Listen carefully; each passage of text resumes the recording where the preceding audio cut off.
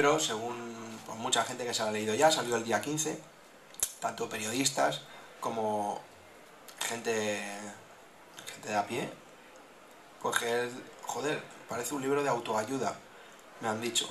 Te lees cada capítulo y te da una fuerza que te cagas. Te acabas el libro y te sientes enérgico, recibes mensajes, macho, qué vitalidad, macho, me ha dado un input que te cagas.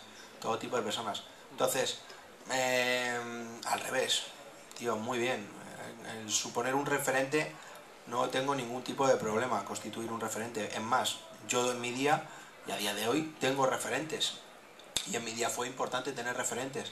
De hecho, Langui viene por una persona que para mí era un referente y que sin saberlo constituyó un referente de pequeño.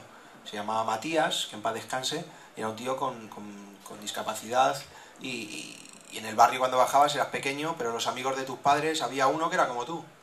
Decías, coño, y el tío trabajaba, súper vital, se esforzaba, hacía mucho deporte, fueron de los primeros que se sentó en una silla de ruedas y fundó el primer equipo de baloncesto en silla de ruedas de nuestro país. Era un tío, era de pan bendito, y el tío era un luchador. Luego resulta que también hacía radio, una radio local, ¿no?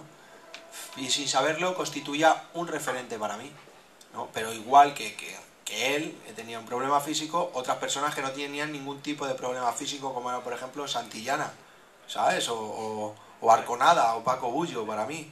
Entonces... Santillana tenía un riñón solo. Ni solo tenía un riñón. Sí.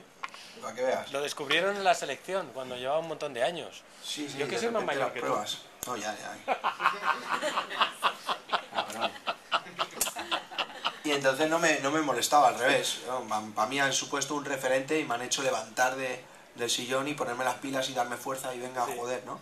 Entonces que ahora constituya un referente o que el libro pueda servir de autoayuda con las experiencias o con lo que opino de cada valor y demás, pues joder, la verdad que miras y dices, pues macho, ha merecido la pena entonces, ¿no?